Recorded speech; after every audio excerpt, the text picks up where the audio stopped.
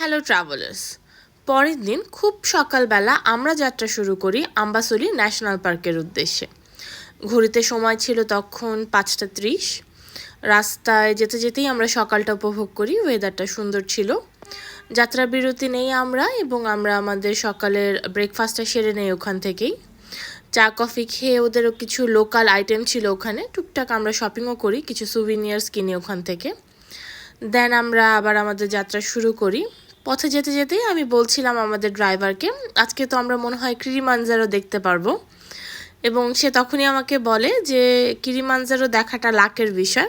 বলতে বলতে কিছুক্ষণের মধ্যে আমাদের চোখের সামনে ভেসে ওঠে মাউন্ট কিলিমাঞ্জারো, এবং সেও তৎক্ষণাৎ গাড়িটা বন্ধ করে দেয় এবং আমরা কিছু স্ন্যাপ নিই সেখানে। যেতে যেতে আরেকটি জিনিস চোখে পড়ে, রাস্তায় একটি জিরাফ পার হচ্ছিল, মাসাই জিরাফ, এবং তারা খুব লোকালয়ের কাছাকাছি, কারণ তখনও আমাদের আম্বাসলি ন্যাশনাল পার্কে পৌঁছাতে আরও আনুমানিক ঘণ্টাখানেকের মতো লেগেছিল। তার আগে আমাদের জিরাফটা চোখে পড়ে যায়। বেশ সুন্দর লম্বা জিরাফ, এবং দূরে আরও কিছু জিরাফ দেখতে পাচ্ছিলাম। তারপর আমাদের মাউন্ট কিলিমাঞ্জারোর খুব সুন্দর একটা ভিউ পয়েন্ট দেখতে পারি আমরা। তখন মোটামুটি আমরা আম্বাসলি ন্যাশনাল পার্কের কাছাকাছি চলে এসেছি, এবং আমাদের ড্রাইভার আমাদের চেয়েও এক্সাইটেড ছিল। সে বলছিল, আমি বেশ কিছুবার এসেছি, বাট এত সুন্দর ভিউ আমি কিলিমাঞ্জারোর কখনোই পাইনি, এবং আমি লাস্ট উইকেও আসি, তখন কোনো মাউন্টেনই দেখা যাচ্ছিল না। সো আমরাও দেরি না করে কিছু ফটো সেশন করে নিলাম মাউন্ট কিলিমাঞ্জারোর সামনে। দেন আস্তে আস্তে ঢুকে গেলাম আমরা আম্বাসলি ন্যাশনাল পার্কের দিকে। ওখানে আপনার $60 মতো আমাদের চার্জ করেছিল। দেন আমরা ঢুকে যাই, সাফারিটা শুরু হয়ে যায় আমাদের। শুরুতেই আমাদের চোখে পড়ে এলিফ্যান্ট। আম্বাসলি ন্যাশনাল পার্কে আসলে সবচেয়ে বেশি যেটা দেখতে পাওয়া যায় সেটা হচ্ছে এলিফ্যান্ট। আমাদের যে গাইড ছিলেন সে বলল যে এটা হচ্ছে মেল এলিফ্যান্ট, এবং সে সবসময় তার ফ্যামিলিরকে ছাড়া একা একা ঘুরে বেড়ায়, এবং সে দূর থেকে তার ফ্যামিলিকে প্রোটেক্ট করে বেসিকলি, যে কোনো ধরনের বিপদ যদি আসছে কিনা তাদের জন্য। সো প্রথমে আমাদের একটা সুন্দর আফ্রিকান এলিফ্যান্ট চোখে পড়ে।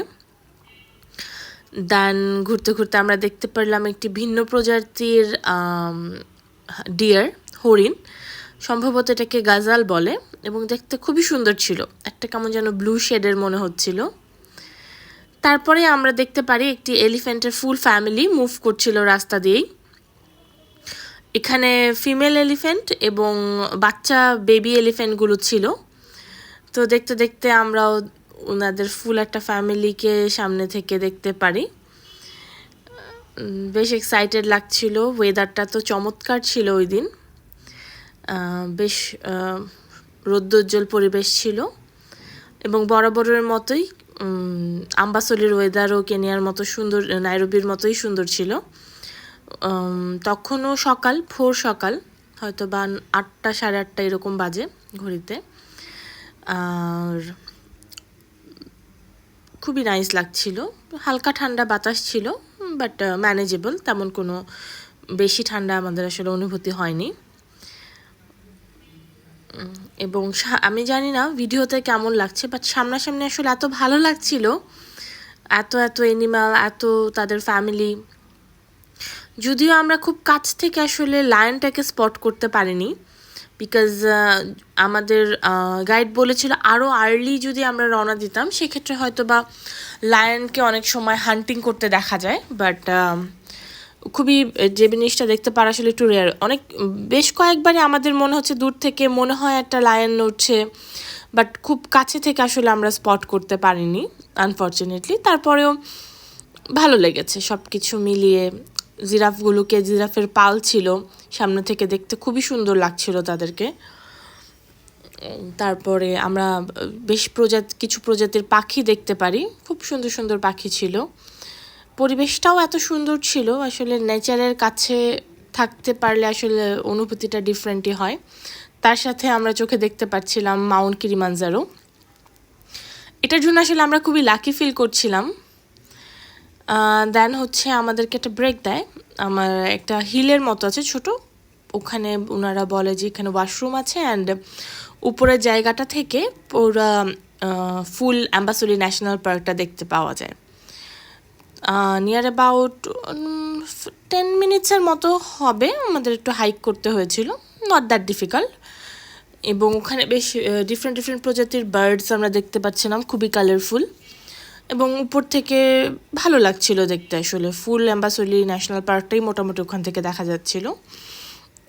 এবং পুরো পার্কে বেসিকলি স্মোকিং অ্যালাউ না, বাট এর উপরে জায়গাটাতে অনেকে এসে স্মোক করছিলেন, বা কিছু টয়লেটও আছে ওখানে। দেন নামার পরে আমরা এটা আমার জানা ছিল না, হিপোপটামাস আর এলিফ্যান্ট নাকি হচ্ছে তাদের একটা শত্রু একজন আরেকজনের।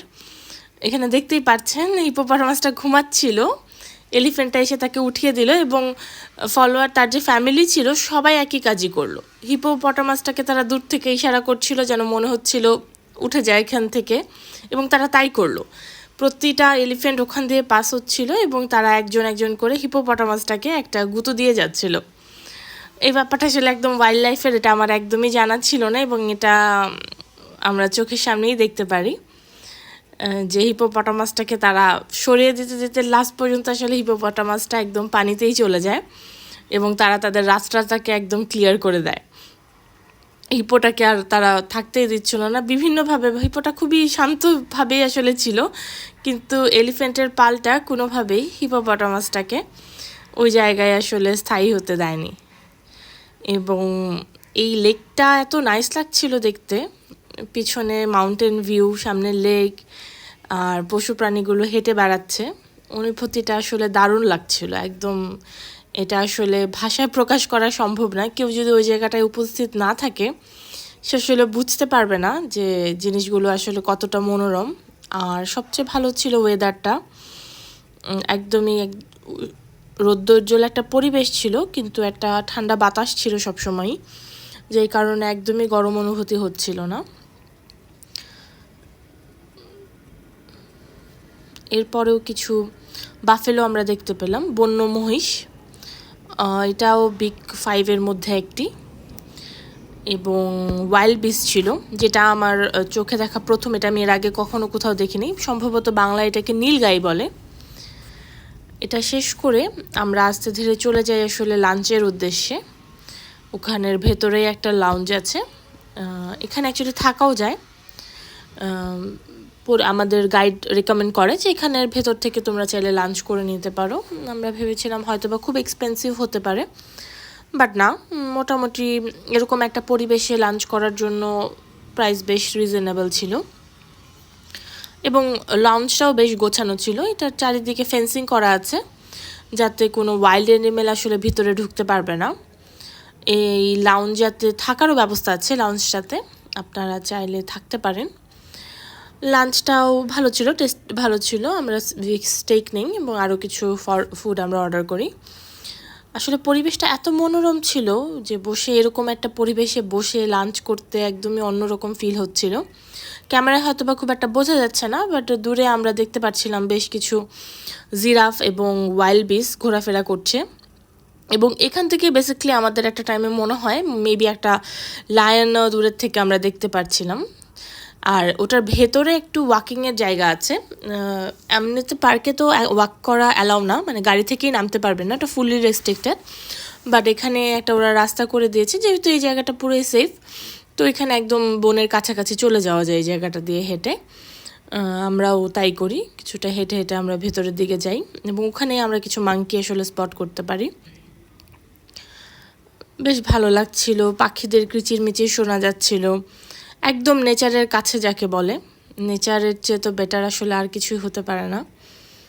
নাইস ওয়েদার, সব কিছু বেটার। এবং এখান থেকেও আমরা দেখতে পাচ্ছিলাম দূরে বেশ কিছু বন্য প্রাণী খেলাধুলা করছে, এবং সম্ভবত একটা লাইনও ওদিকেই ছিল, যদিও খুব ভালো করে ক্যামেরায় স্পট করার মতো আমরা জায়গায় আনতে পারিনি, বাট চোখের দেখায় মনে হচ্ছিল, যদিও আমরা 100% শিওর না। বাট যেহেতু ওখানকার গ্রাসের কালারটা একদমই লায়নের স্কিনের কালারের মতো, তাই একটু স্পট করতে কষ্টই হয় যদি খুব কাছে না আসে। এরপর চলে যাই আমরা মাসাই ভিলেজে। মাসাই ভিলেজের ভিডিওটা আমরা পরবর্তীতে ফুললি একটা আলাদা ব্লগে আসছে। এবং তারপরে আবার আমরা কিছু জিরাফ এবং অন্যান্য অ্যানিম্যাল স্পট করি। মাউন্ট কিলিমাঞ্জারো দেখা যাচ্ছে এখানে। তো মাসাই ভিলেজ ভিজিট করার পরে আমরা আরও কিছুক্ষণ ওয়াইল্ড লাইফের সাথেই থাকি এবং কিলিমাঞ্জারোটা আসলে সামনে থেকে দেখতে কতটা মনোরম সেটা আসলে আমি ভাষায় প্রকাশ করতে পারছি না। একদম অন্যরকম একটা ফিলিংস হয় আসলে, যে কোনো এরকম স্নো কোটেড মাউন্টেনগুলো দেখতে আসলে অন্যরকমই ফিল হয়। এবং এটি কিন্তু অ্যাক্টিভ ভলকানো আছে এটাতে। এটা মাউন্ট ফুজি সম্পর্কে আমরা অনেকেই জানি, মাউন্ট কিলিমাঞ্জারোও অনেকটা ওরকমই। এখানে আমরা দেখতে পাচ্ছি কিছু ওয়াইল্ড বিস এবং জিরাফ আমরা স্পট করি আবারও, এবং ডিয়ার ছিল কিছু। তো সবটা শেষ করে আমরা ব্যাক করি নাইরোবির উদ্দেশ্যে। দিনটি চমৎকার ছিল আমাদের, এবং পরবর্তীতে ব্লগে আমি মাসাই ভিলেজ সম্পর্কে আপনাদেরকে একটা ধারণা দেব, এবং একটা লাউঞ্জ যেটা দেখিয়েছিলাম আমরা লজ, ওটা অ্যাম্বাসলি পার্কের ভেতরেই। সো আস্তে আস্তে আমরা এই ওয়েদার উপভোগ করতে করতে পৌঁছে যাই নাইরোবিতে। স্টে টিউন, থ্যাংক ইউ, আল্লাহ হাফেজ।